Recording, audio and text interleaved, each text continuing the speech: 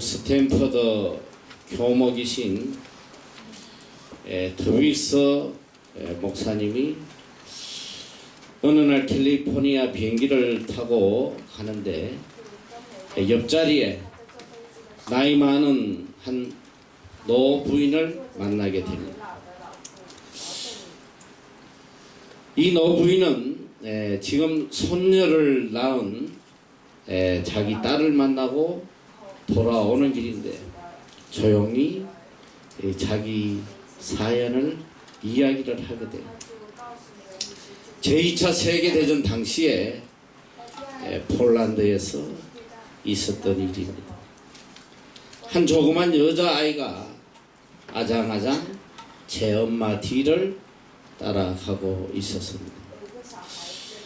그런데 갑자기 독일 군대가 나타나서 총을 겨누고 이 어머니를 체포를 해요.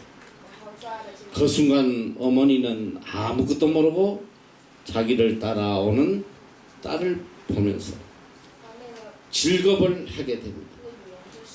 본인이 유대인이었기 때문이에요. 그때 독일군이 그 여자에게 묻습니다. 저 아이가 당신 딸이냐?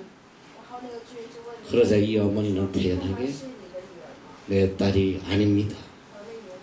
그리고 바로 뒤에 서 있었던 폴란드 여자를 쳐다보면서 저 여자 딸입니다 라고 이야기를 해요. 그 순간 마치 언론이라도 한 것처럼 이 폴란드 여자는 이 어린 아이를 품에 안고 급히 사라집니다. 속절없이 아이는 끌려가요. 저만큼 떨어진 뒤에 엄마를 부르며 울지만 소용이 없었습니다.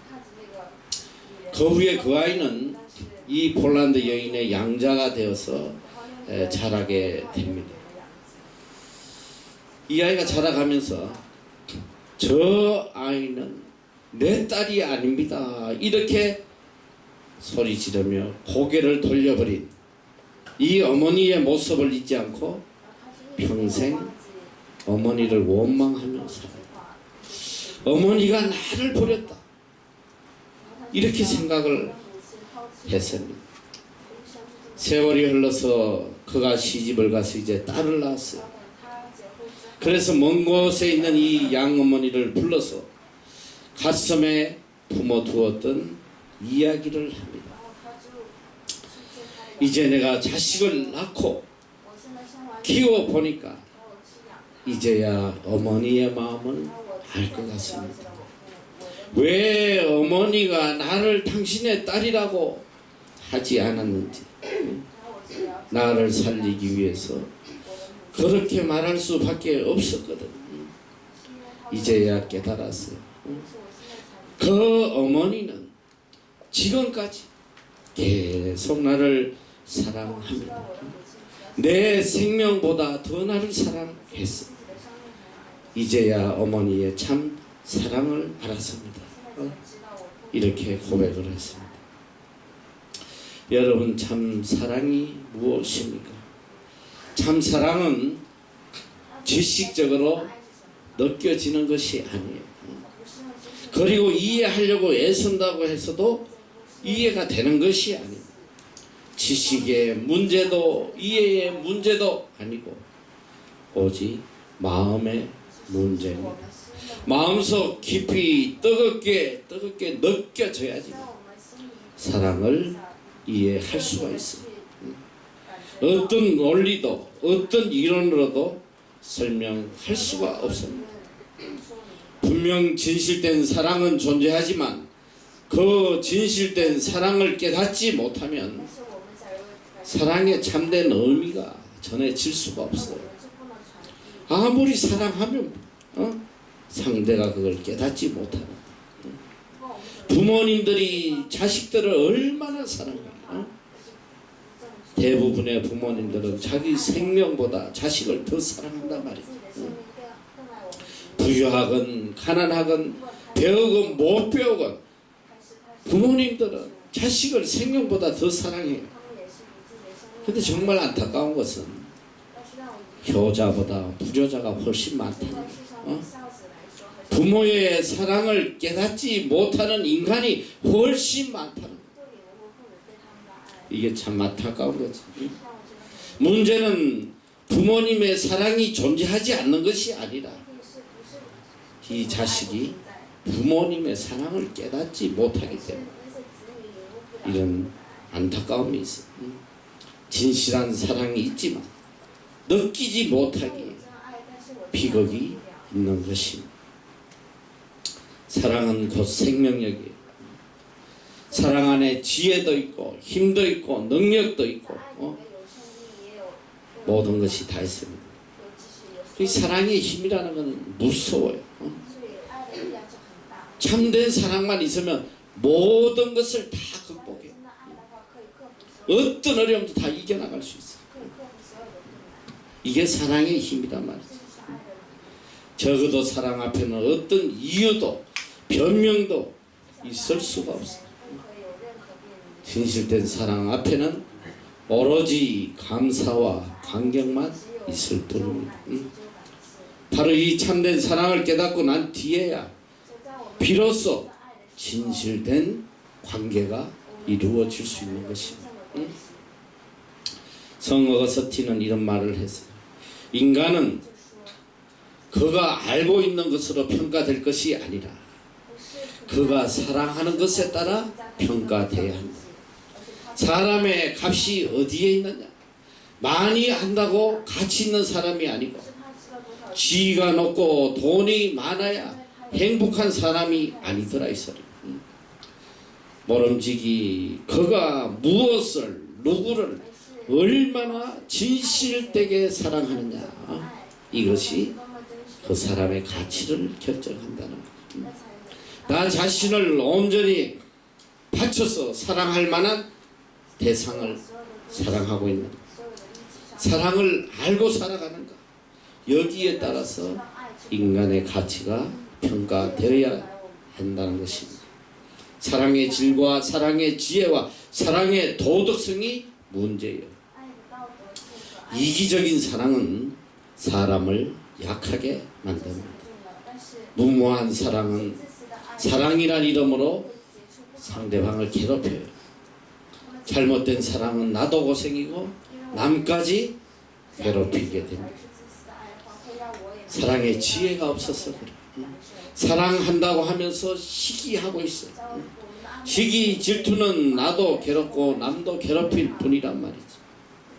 사랑은 선한 사랑이어야 하고 지혜로운 사랑이어야 하고 거듭난 사랑이어야 나도 행복하고 남도 행복하게 할 수 있는 것입니다. 사랑과 반대되는 것은 두려움입니다. 이 두 개념을 놓고 신학자 벵겔은 유명한 말을 해요. 사랑도 두려움도 없는 사람은 무지한 사람이다. 사랑은 없고 두려움만 가지고 있는 사람은 율법주의자다. 사랑과 두려움을 동시에 가지고 있는 사람은 갈등의 사람이다. 그러나 두려움은 없고 사랑만으로 충만한 사람은 누구냐? 바로 그리스도인이라는 거죠. 그리스도인은 참 사랑을 알고 그 사랑 안에 거하고 그 사랑에 응답하며 모든 두려움과 공포와 근심을 물리치고 살아가는 사람들, 이것이 바로 그리스도인입니다. 이제 누구라도 사랑할 수 있습니다. 원수까지도 사랑할 수 있습니다. 이게 참 사랑이에요. 이게 그리스도인의 사랑이라는 것입니다. 사랑을 받지 못한 것이 아니요, 사랑을 깨닫지 못하기 때문에 이것이 문제입니다. 너무 멀리 있기에 믿지 못해서 문제예요. 십자가로 포장된 증거를 바로 받아들이면 모든 욕망에서 벗어나고 깨끗한 마음을 가질 수가 있습니다. 예수 그리스도의 십자가 보혈을 바로 깨닫고 받아들이면 하나님의 그 크신 사랑을 우리가 깨달을 수 있습니다. 느낄 수가 있습니다. 그리고 이 사랑이 주는 엄청난 능력을 소유하게 됩니다. 원수까지도 사랑할 수 있는 그 능력을 가지게 돼요. 오늘 본문은 굉장히 귀한 말씀입니다. 바로 하나님의 사랑에 대한 찬양이며 간정이에요.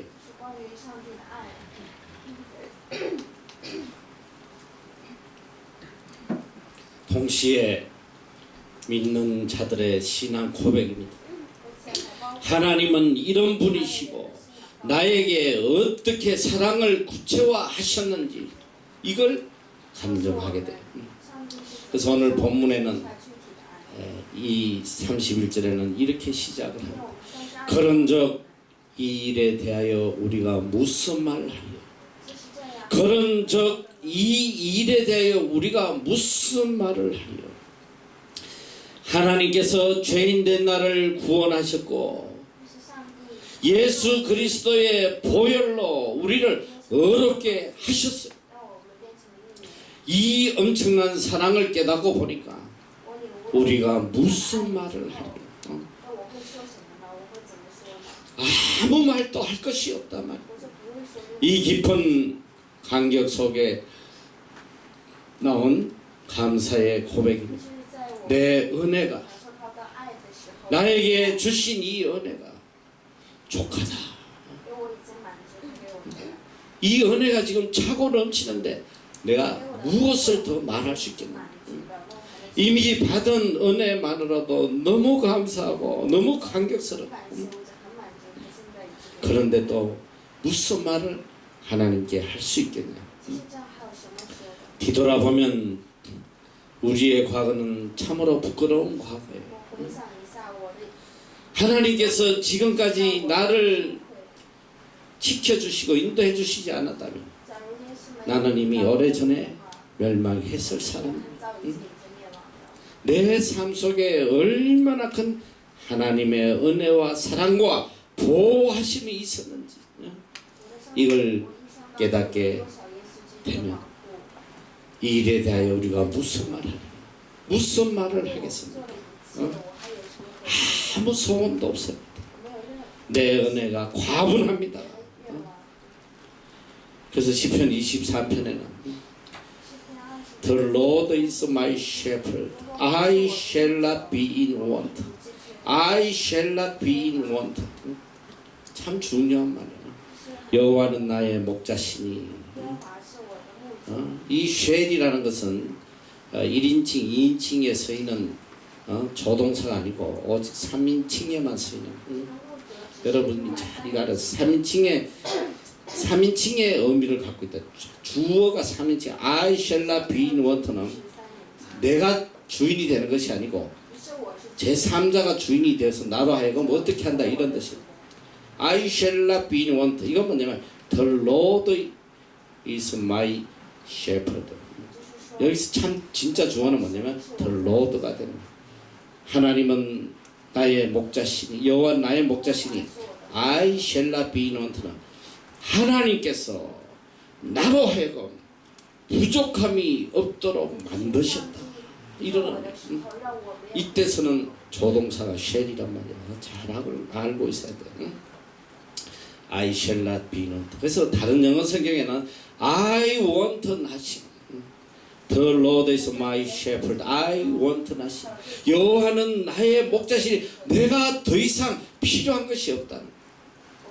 왜? 하나님께서 나에게 분에 넘치도록 이미 채워 주셨거든. 그런 거로 이 은혜를 깨닫는 사람, 이 구원을 받은 사람의 고백은 언제나 나는 더 이상 바랄 것이 없습니다. 하나님 베풀어 주신 은혜가 너무 족합니다. 과분합니다. 이것으로 충분합니다. 그리고 언제든지 주님 앞에 이렇게 기도하게 돼요. 주님 뜻대로 하시옵소서. 주님 뜻대로 하세요. 제 뜻대로 하지 마시고 주님 뜻대로 하세요. 항상 이것이 기도가 돼야 돼. 이거 주세요, 저거 주세요. 그런 말할 자격이 안 되는 거죠. 언제나 기도할 때 주님 제 뜻대로 마시고 주님 뜻대로 하세요. 혹시라도 제 저희의 간구가 하나님의 뜻이 아니라면 다 막아주세요. 언제든지 이런 진실된 간구가 있어야 돼요. 사실 이번에 우리가 이 쇼핑센터를 구입하면서 이게 굉장히 적은 돈이 아니에요. 한 200억 정도 되는 것인데 기도를 하면서 이것이 나왔는데 이제 이걸 이제 구입을 하면서 하나님 앞에 사실 내 마음에 너무너무 간절했어. 저걸 어떻게든 내가 사야 된다. 왜 앞으로 우리가 해야 될 선교일은 너무 많고 물질적으로 이 빌딩 하나로서는 한계가 있고 내 인간적인 계산으로는 저걸 반드시 사야 돼. 너무 갖고 싶어. 왜 그러냐면 요즘 저런 좋은 물건을 살 수가 없는 거야. 그리고 또 하나님께서 나에게만 주신 특별한 은사라고 나는 생각이 들어. 남은 모르지만은 내 눈에는 미래적 가치가 보이거든. 남들은 잘 몰라. 그런데 이게 내 자랑하는 게 아니라 하나님께서 나에게 주신 어떤 은사예요. 은사. 왜 그러냐면 몇 년 전에도 하나님께서 내 마음에 계속적으로 집을 빨리 구입하도록 집을 구입하는 간절한 마음을 내 눈으로 볼 때는 이 오클랜드가 폭발할 거야. 팽창한다면 끝없이. 왜? 이미 나는 1970, 80년대를 서울에서 겪었기 때문에 서울의 도시 집중화 현상이 일어나면서 이 도시가 커져서 위성 도시가 생기고 결국 이 위성 도시가 하나로 연결되는. 지금 한국이 그렇잖아. 서울 주위에 안양, 분당, 어정부 해가지고 이 위성 도시들이 폭발하는 거죠. 물론 한국보다는 속도가 굉장히 느리지만 내 눈에는 그게 보였어. 하나님께서 또 강한 마음을 주셨어요. 그래서 3년 전에 은행에게 내가 돈을 빌려달라. 내가 좀 집을 사고 싶다. 그랬더니 이 은행 전문가들이 와가지고는 그건 망하는 짓이다. 절대로 집값은 오르지 않는다. 떨어진다. 지금도 세계에서 5번째로 소득 대비 5번째로 비싼데 절대로 그건 안 된다. 돈을 못 빌려준다. 내가 계속 설득을 해서 아니다. 빌려달라고 했더니 처음에는 얼마 안 빌려줘서 300만 불밖에 안 빌려줘. 그거 갖고 몇 채를 사겠어. 300만 원 사고 또 빌려달라. 또 해가지고 설득을 해가지고 무려 집을 35채를 사. 그냥 매일 밥 먹고 집만 사러 다녔어. 그때 우리 사모님께서 나를 얼마나 야단 치신지 몰라. 당신이 무슨 목사냐 집사지. 집만 사러 다닌다고. 어쨌든 하나님께서 그런 마음을 주세요. 지금 생각하면 내가 너무 감사해. 그때 이 집을 사놓지 않았으면 이 장화관은 꿈도 못 꿨죠. 꿈도. 이 많은 장화관을 어떻게 구입하겠어. 그때 다 구입하고 지금은 배로 올라가지고 감히 살 수가 없어. 그 짧은 한 2년 동안 하나님께서 그 집을 사시게 했어. 그리고 바로 팔았어. 바로 팔았는데 놀랍게도 하나님께서 내가 볼 때 한 50억을 난 거죠. 50억. 한 2년만 선교할 수 있도록. 그래가지고 지금 계속 하나님께서 물질적으로 우리가 선교할 수 있도록 후원을 해주시는데 앞으로 이제 내년부터 좀 이제 바누아투에 좀 나는 꿈이 지금 바누아투에 좀 크리스찬 학교를 세웠어. 그 아이들이 어릴 때부터 말씀으로 이렇게 양육을 좀 받게 하는 그게 지금 간절한 소원이에요. 왜 그러냐면 내가 다녀있던 중학교가 우리 형님도 그 학교를 다녔었는데 그게 누가 지었냐면 6.25 전쟁 이후에 미국의 브레몬이라는 선교사가 그 학교를 세웠어. 학고방으로 시작한 학교가 지금 얼마나 큰 학교로 바뀌었는지 몰라요. 전부 다 미션 서클로 성경 배우고 예배 드리고 말이지. 어릴 때부터 말씀으로 가르친 학교. 내가 지금 몇 년 전부터 계속 바누아투를 다니면서 쌀을 나눠주고 그런 걸 하는데 암만 쌀을 나눠주면 뭐 하겠어? 이게 사람 변화될 겁니다. 사람이 하나님 안에서 말씀으로 변화되지 않으면 맨날 먹을 거 갖다 줘봐야 돼. 뭐 짐승양육하는 거나 별 다른 게 없는 거예요. 그래서 그 마음에 간절하면서 내년부터는 어떻게든 좀 거기다 그찬 학교를 세워줘야겠다. 이제 물질이 필요하죠. 근데 이게 다 그래서 사실은 계속 혹시 좀 물질적으로 도움이 될 것들이 없나 해서 지금 그 1년 동안을 계속 찾는데 찾을 수가 없어. 찾을 수. 전혀 못 찾아. 근데 어느 날 갑자기 우리 건전도사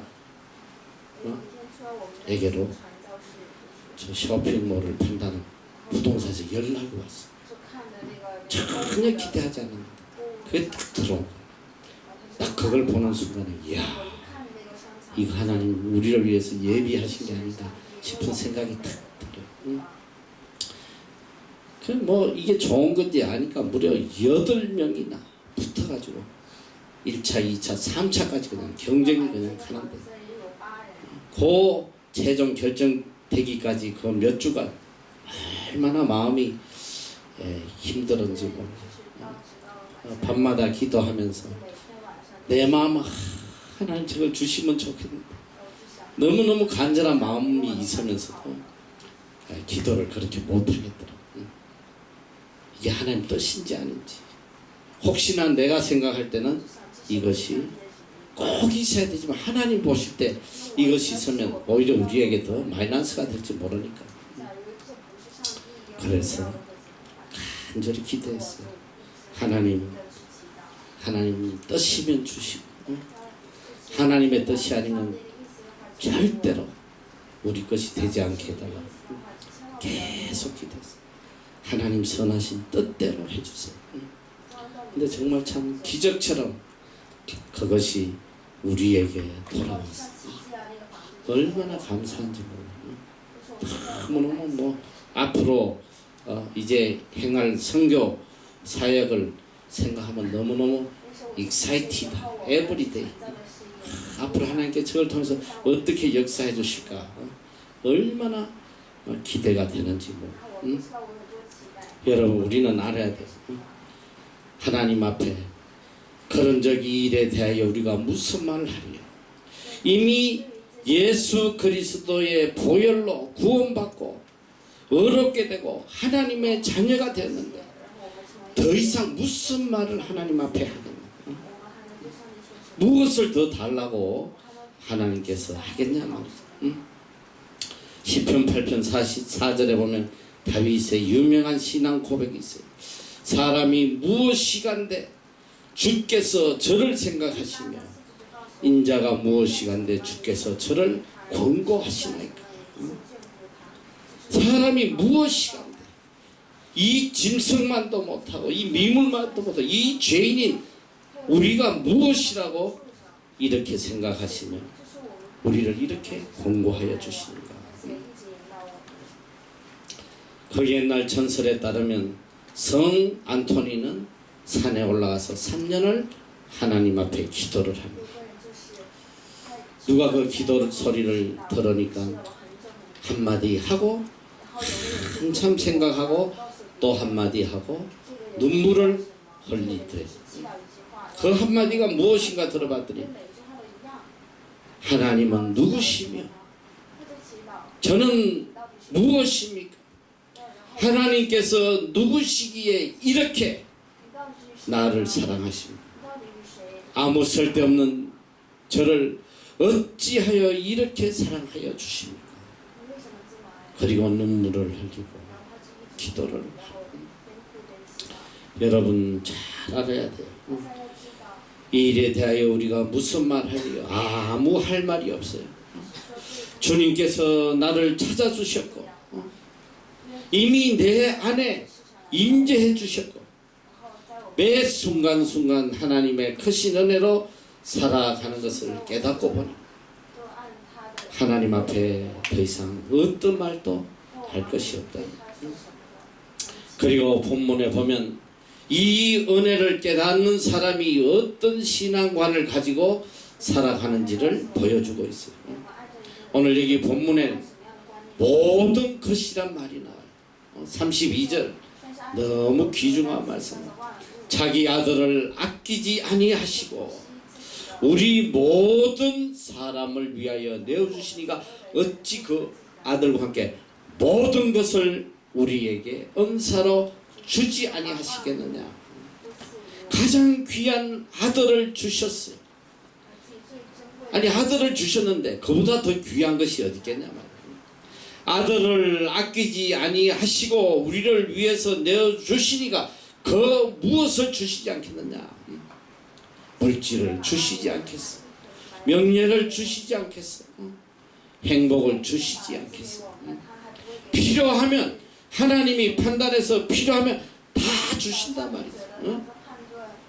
다 주시는 거예요. 물질이 필요하면 하나님이 알아서 다 부어주셔. 선교하는데 물질이 필요하다 생각하면 하나님께서 하늘 문을 열어서 쏟아부어 주신단 말이에요. 권세도 하나님이 쏟아부어 주셔요. 이 얼마나 놀라워. 무엇을 주시지 아니하시겠느냐. 어저께 시내에서 이 노숙자들에게 음식과 이런 물질을 좀 나눠주면서 참 마음속으로 그런 생각이 참 많이 들었어요. 이 나라 사람들인데 이 나라에서 태어나서 이 나라에 살아가면서 어찌하여 이 사람들 이 나라가 얼마나 복지 제도가 잘 돼 있고 수당도 주고 공부하려고 그러면 얼마든지 이 학비도 보조해주고 말이야. 학생일 때는 또 생활비까지 서포트를 해주고 조금만 애써도 살아날 수 있는데 거기서 그렇게 구걸을 하고 그렇게 비참하게 살아가는 것을 보면서 참 남의 나라인 이 땅에 와서 내가 지금 이렇게 살아가는 것을 뒤돌아보니까 이게 정말 얼마나 큰 하나님의 은혜인지. 하나님의 은혜가 아니었다면 어쩌면 내가 이 자리에 있을 수도 있겠다 이런 생각이 들더라고요. 뒤돌아보니까 한순간도 하나님의 은혜가 없었던 적이 없었어요. 하나님께서 처음부터 끝까지 모든 것을 다 채워주셨다는 거예요. 여러분 아들을 받았어요. 더 이상 뭘 바라겠냐 말이에요. 이미 우리는 모든 것을 다 받은 사람, 또 하나님께서 앞으로 모든 것을 다 주시겠다고 약속을 하셨어요. 그래서 우리는 하나님의 그 크신 사랑을 조금도 의심해서는 안 돼요. 이 하나님 사랑에 대한 확실한 믿음을 가져야 돼요. 오늘 본문에 보면 의롭게 하셨다고 그랬어. 의롭게 하셨다. 오늘 오전에도 이야기했지만 의롭게 하신 것, 이것이 바로 최고의 사랑이에요. 주님이 죄인 되시고 우리를 의롭게 해주신 것, 이거보다 더 큰 사랑이 없어요. 주님께서 나를 의롭게 하시는데 누가 나를 송사하리요? 누가 나를 정죄하리요? 누가 나를 이 사랑에서 끊으리요? 주님께서 나를 의롭다고 하셨는데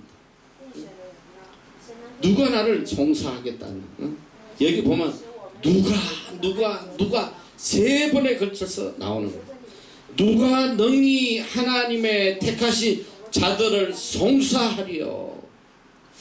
하나님께서 나를 의인이라고 하시면 의인이지 누가 나를 죄인이라고 할 수 있나?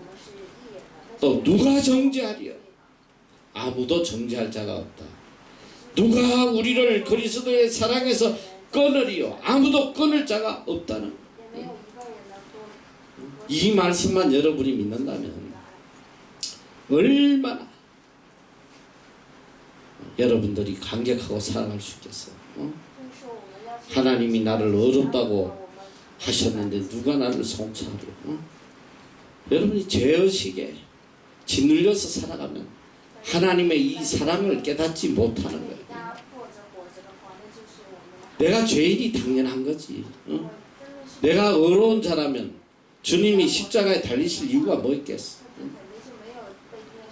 우리가 우리의 죄를 주님 앞에 늘 자복하고 회개해야 되지만 회개는 하지 아니하고 맨날 죄의식에 짓눌려 가지고 고통 중에 헤매는 거는 이거는 하나님의 사랑을 받아들이지 않는 사람이에요.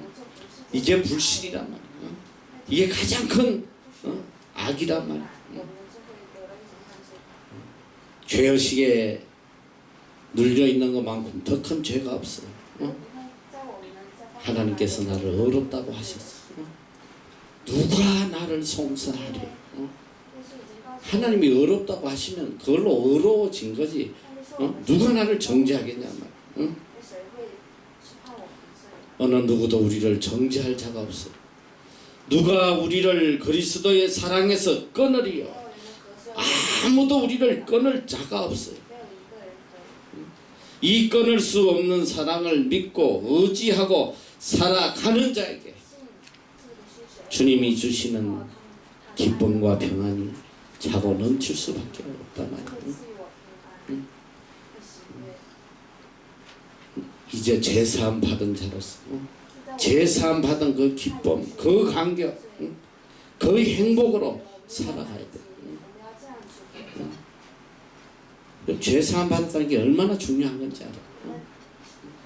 내가 사형돼서 죽게 된 그 순간에 내가 그 죄로부터 사함을 받고 정상인으로 해방이 된다면 그 기쁨을 상상할 수 있겠어. 죄와 사망으로 죽을 수밖에 없는 자들이 예수 그리스도의 보혈의 피로 우리가 죄사함을 받았다. 어렵게 되었다. 우리가 예수를 믿는 목적이 뭐냐? 그 죄사함 받은 속죄의 기쁨으로 살아가기 위해서. 나 속죄함을 받은 후 그 찬양도 있잖아. 나 속죄함을 받은 후 얼마나 기뻐하는 그 속죄함의 기쁨으로 살아야 돼. 스위스의 신학자인 칼 바라트가 말년에 전 세계를 다니면서 강연을 하게 되는데 그가 미국을 방문해서 강연할 때에 한 청년이 벌떡 일어나서 질문을 해요. 박사님, 지금까지 박사님의 마음을 서쪽한 생각 가운데 가장 위대한 생각이 무엇입니까? 칼 바라트는 바로 간단하게 대답을 합니다. 예수님께서 나를 사랑하신다는 것입니다. 나는 성경을 통해서 이 사실을 깨닫고 내 삶 속에 이것을 간증하고 있습니다. 예수님께서 지금도 나를 사랑하고 계신다. 생명보다 나를 더 사랑하고 계신다는 거. 이걸 깨닫고 간증하고 사는 거. 이것이 그리스도인의 삶이에요.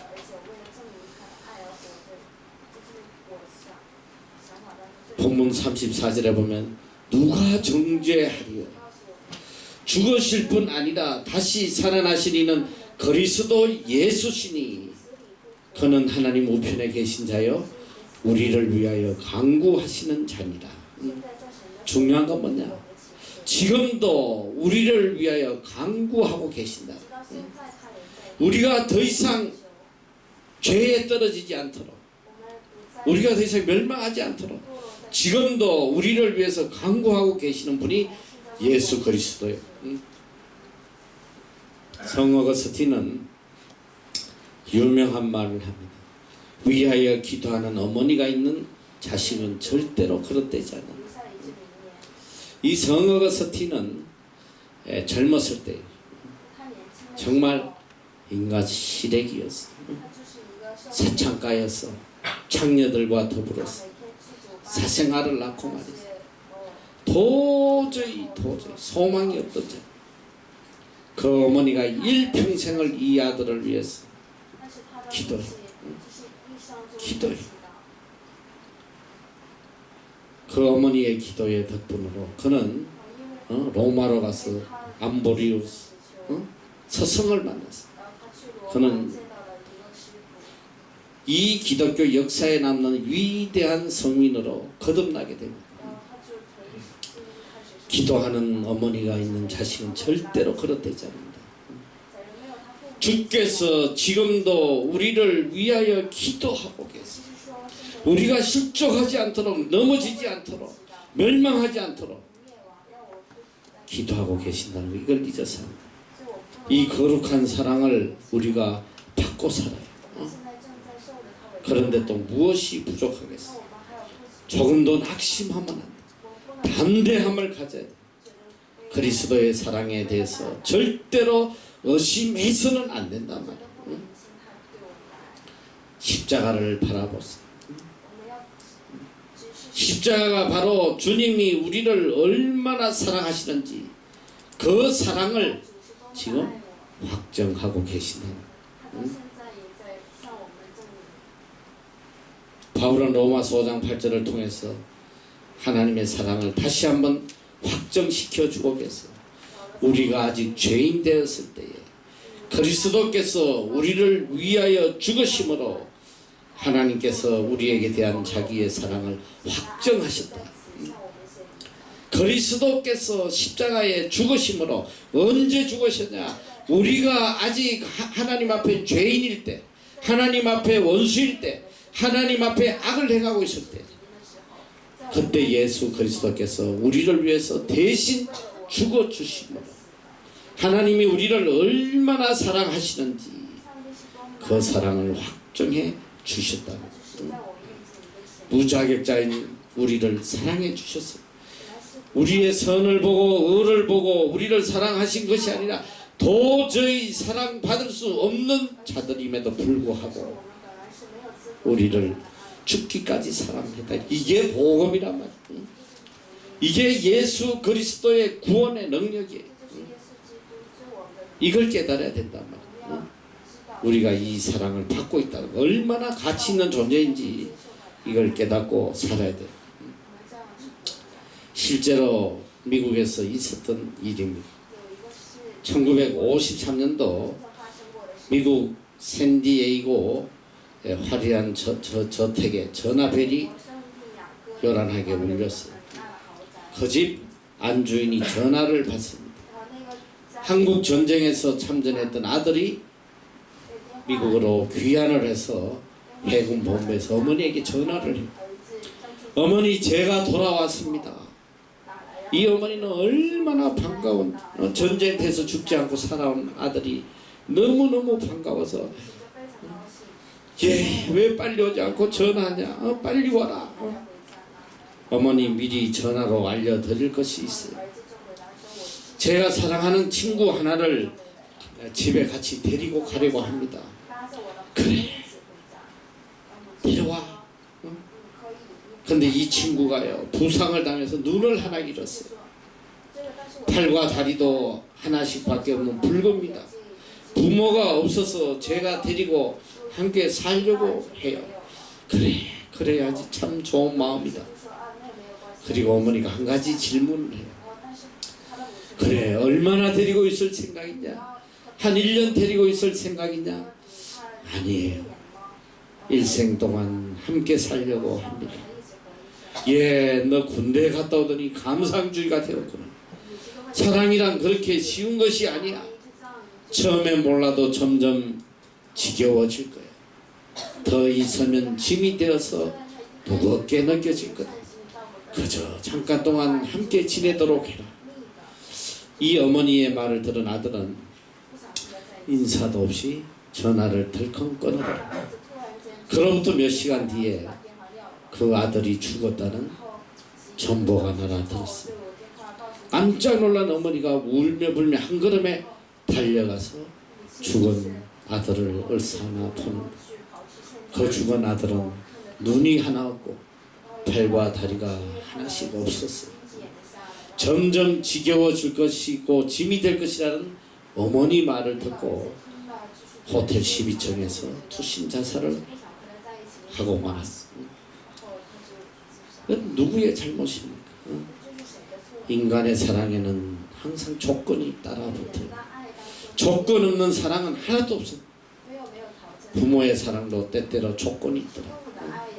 내가 보니까 부모님들이 자식이 너무 괴롭히니까 자식을 고소해서 감옥에 쳐넣어버리는 그런 사건도 가끔 있어요. 여러분 잘 알아야 돼요. 우리의 자격으로 하나님께 사랑을 받는다면 여기 사랑받을 사람이 누가 있겠어요? 자격 가진 사람은 아무도 없어요. 그래서 사도 바울은 내가 하나님과 원수 되었을 때, 내가 하나님을 모를 때, 내가 하나님의 은혜를 모르고 악을 행할 때, 그때조차도 하나님은 나를 사랑하셨다. 그 사랑을 깊이 깨닫고 그 사랑에 감격하고 있어요. 하나님의 사랑에는 그 어떤 조건도 없단 말이에요. 내가 잘나서 내가 의로워서 그런 게 아니라 절대적 사랑. 그럼에도 불구하고 죄인임에도 불구하고 사랑하셨어요. 오늘 본문 말씀에 보면 누가 우리를 그리스도의 사랑에서 끊으리요? 누가 우리를 그리스도의 사랑에서 끊으리요? 하나님의 사랑의 줄이 얼마나 강한지. 결론은 뭐냐? 어느 누구도 하나님의 사랑에서 우리를 끊을 수 없다. 일본의 우치 무라 간조의 유명한 고백이 있어요. 그는 죽기 직전에 일생을 돌아보면서 쓴 기도문에 이렇게 고백을 합니다. 하나님이여, 내 기도를 들어주시지 아니한 것을 감사합니다. 내가 원하는 대로 다 되었다면 나는 아무짝에도 쓸모없는 인간이 되었을 것입니다. 여러분 소원이 있습니까? 여러분의 그 소원이 꼭 이루어져야 되겠어요. 내 소원이 이루어져야지만 하나님이 나를 사랑한다고 고백할 것입니다. 많은 아이들이 내 뜻을 가지고 하나님 앞에 간절히 구했다가 안 되니까 하나님의 사랑을 의심하더라고요. 그런 아이들 많이 봐서 하나님 나를 사랑하시지 않은가 봐. 내 기도를 들어주시지 않으신다. 내 뜻대로 이루어져야지 그것이 하나님의 사랑입니다. 내 뜻대로 안 된 것이 하나님의 사랑이라는 것, 그걸 깨달아야 돼. 내가 잘못되는 것을 막아주신 거기에 더 깊은 사랑이 있다는 걸, 그걸 깨달아야 돼. 내가 모르는 엄청난 사랑이 그곳에 있습니다. 중요한 건 뭐냐? 주께서 지금도 나를 사랑하고 계신다는 거예요. 그 사랑은 우리의 생각과 지식과 판단을 뛰어넘 우리가 도저히 이해할 수 없는 그런 사랑이에요. 지금은 우리가 깨닫지 못해요. 왜 하나님께서 나에게 이런 환경을 주시는지 도저히 깨닫지 못해요. 그러나 시간이 지나고 보면 하나님의 사랑이 얼마나 위대하고 큰지 그걸 깨닫게 된단 말이에요. 내가 한전에 13년을 다니면서 정말 그 길 떠나지 않으려고. 한전이 좋은 직장이잖아. 여기서는 뭐 밥은 굶지 않겠다. 근데 하나님께서 계속 괴롭소 매를 쳤어. 나중에 끝까지 안 가니까 그냥 교통사고를 내가지고 다리를 박살을 내가지고 병신을 만들어. 깨닫지 못했어. 왜 나를 이렇게 이다지도 나를 괴롭히나. 여기까지 끌려와가지고 신학을 하면서 기쁨이 하나도 없어서 어떻게 하면 이 좀 신학에서 벗어날 수 있을까? 다른 일을 할 수 없을까? 깨닫지 못했어. 그러나 뒤돌아보면 하나님의 사랑이 얼마나 크고 위대한지, 이 땅에서 이 하찮은 자를 들어서 이렇게 귀한 일을 할 수 있도록 은혜 주실지 꿈에 상상도 못했어. 상상도 못했어. 여러분 지금 내 뜻대로 이루어지지 않는다고 원망 불평하지 말라. 하나님의 사랑에 내 자신을 송두리째 다 맡겨야 돼. 주님 뜻대로 하시옵소서. 주님 선하신 뜻대로 마음껏 하세요. 주님 앞에 온전히 내 자신을 송두리째 맡겨야 돼. 37절에 보면 그러나 이 모든 일에 우리를 사랑하시는 이로 말미암아 우리가 넉넉히 이기느니라. 사랑은 성리, 용기여 지혜여 능력입니다. 모든 것을 넉넉히 이깁니다. 사랑은 참으로 위대한 거예요. 병을 이기는 정도가 아니라 시험도 죄도 세상도 원수도 모두 다 이긴다. 넉넉히 이기느니라. 이 그리스도의 사랑 안에 있으면 모든 것을 넉넉히 이긴다. 이게 사랑의 차원. 사랑은 생명력과 직결되어 있어요. 사람은 사랑을 먹고 살아. 사랑만이 지혜요. 사랑만이 용기입니다. 우리에게 끊을 수 없는 이 엄청난 그리스도의 사랑이 있음을 깨달을 때 이 사랑으로 모든 것을 넉넉히 다 이겨요. 미움도 이기고 시기도 이기고 가난도 이기고 실패도 이기고 그 어떤 역경도 이 사랑으로 넉넉히 다 이길 수가 있다. 사랑받을 수 있는 자격, 사랑하시는 분이 주는 거예요. 사랑받을 자격 따지는 자체가 교만이라면 주님, 저는 주님에게 이런 사랑을 받을 자격이 없습니다. 가끔 뭐 이렇게 교회 뭐 이것 좀 맡아서 해라 그러면 저는 그런 자격이 안 돼요. 저 같은 죄인이 아유 못해요. 굉장히 겸손한 것 같지만 굉장히 교만한 거랍니다. 아니 하나님 사랑하신다는데, 하나님이 서시기했다는데 뭐가 그렇게 말이 많아? 주님 원하시면 주님 뜻대로 사용하십시오. 순종하고 어떤 일을 맡겨줘도 기쁨으로 순종하는 자격을 따지는 자체가 교만이란 말이지. 아, 자격돼서 서임받는 사람이 누가 있어 여기? 나의 부족함, 나의 허물, 이 사랑으로 넉넉히 다 이겨요. 사랑받으면 그만이에요. 잘생기고 못생기고 능력 있고 능력 없고 이게 무슨 상관이냐 이거야. 하나님이 사랑하신다는데, 하나님이 내가 너를 들어서겠다는데 그게 뭐가 중요하냐 말이지. 하나님의 이 사용하심이 얼마나 놀라운. 너 다윗 보라고 다윗. 아버지조차도 얘가 무슨 왕감이냐고 말이지 부르지도 않았어. 부르지도 않아. 이들 애가 무슨 왕으로 쓰냐. 목동이나 해야지. 그런데 하나님은 끝까지 다윗을 불렀어. 이스라엘 민족을 다스리게 하시고. 요셉이가 어디에 서먹겠어. 17살에 잡혀와가지고 13년 동안 남의 집에 노예로, 또 나중에는 감옥의 죄인으로 어느 짝에 서먹겠어. 인생의 황금기를 다 그렇게 노가다 하고 감옥의 죄인으로 보낸대. 그 머릿속에 뭐가 들어있겠어? 뭘 배운 게 학식이 있겠어? 뭐가 있겠어? 하나님이 서시겠다는데 누가 감히? 하나님 들었어. 전 애굽을 통치하도록 세우시잖아. 여러분이 잘 알아야 돼. 하나님께서 서시겠다고 선택하시면 그 다음에 거기에 합당한 능력과 지혜와 힘을 하나님 주시는 거야. 할렐루야. 이게 얼마나 놀라운지 몰라. 아유 내 능력으로 무슨 내 지혜로 이걸 어떻게 하겠을까. 헛다운 소리 하지 말란 말이야.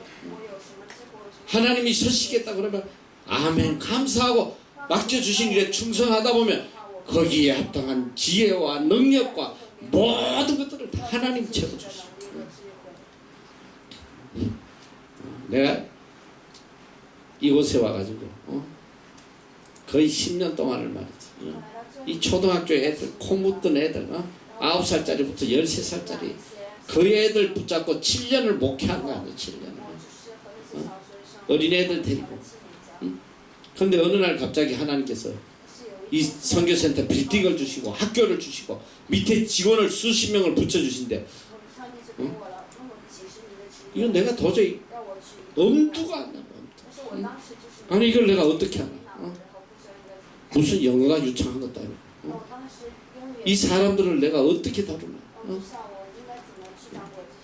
빌딩에 대해서도 무슨 빌딩에 대해서 아는 게 있어. 뭐가 있어? 그런데 참 놀라운 게 하나님께서 맡기신 것부터 지혜와 능력을 주시고 그리고 권위도 주시고 모든 사람들이 다 순복하고 따라오도록 하나님 만들어 주시고 하나님 하신 일이 얼마나 놀라운지 모르겠어요. 내 능력으로 내 지혜로 판단하지 말고 전적으로 내 자신을 하나님께 송두리째 그분이 나를 사랑하시면 더 이상 말할 필요가 없어. 주님께 모든 걸 맡겨요. 환난이나 공고나 핍박이나 기근이나 적신이나 위험이나 칼이다. 어떤 환난도 핍박도 죽음까지도 이 사랑으로 넉넉히 이길 수 있다. 기쁨으로 이길 수 있어. 어떤 것도 그리스도의 사랑에서 우리를 끊을 수가 없다 그랬어. 마틴 루터가 종교개혁 할 때 일입니다. 교황은 루터를 어떻게든 로마 카톨릭으로 돌아오게 하려고 애를 써요.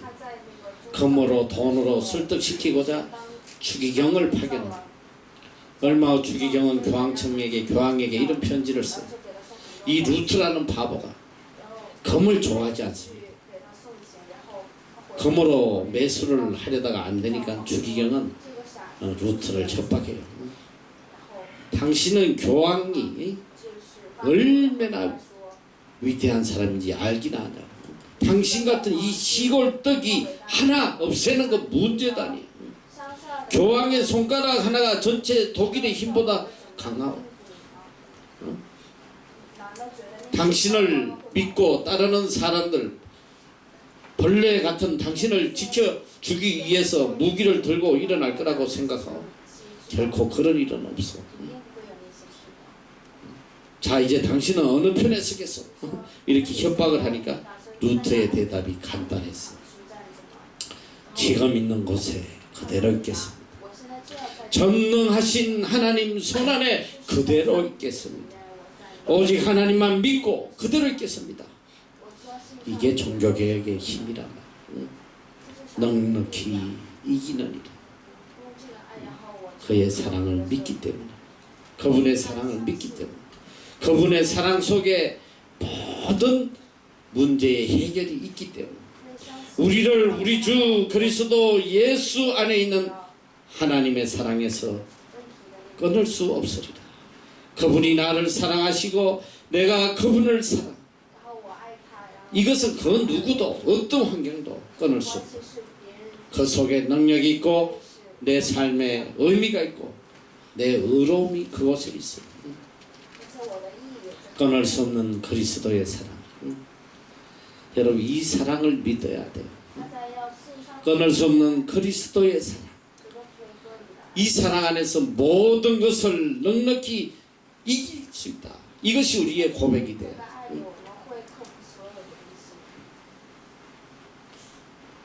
오늘 특별히 참 뜻깊은 성탄절이에요. 우리는 그리스도의 사랑이 얼마나 위대하고 얼마나 큰지를 깊이 깨달아야 해요. 우리를 구원하시기 위해서 십자가에 죽기까지 우리를 사랑하시고 이 땅에 오직 그 한 가지 목적으로 오셨다는 거예요. 그 엄청난 사랑 속에 여러분과 내가 있다는 거, 이걸 잊지 말아야 돼. 그 사랑으로 내 자신을 이기고 죄악을 이기고 세상을 이기고 그 어떤 환난과 핍박도 다 이기며 기쁨으로 승리하며 살아가는 여러분이 되시기를 축원합니다.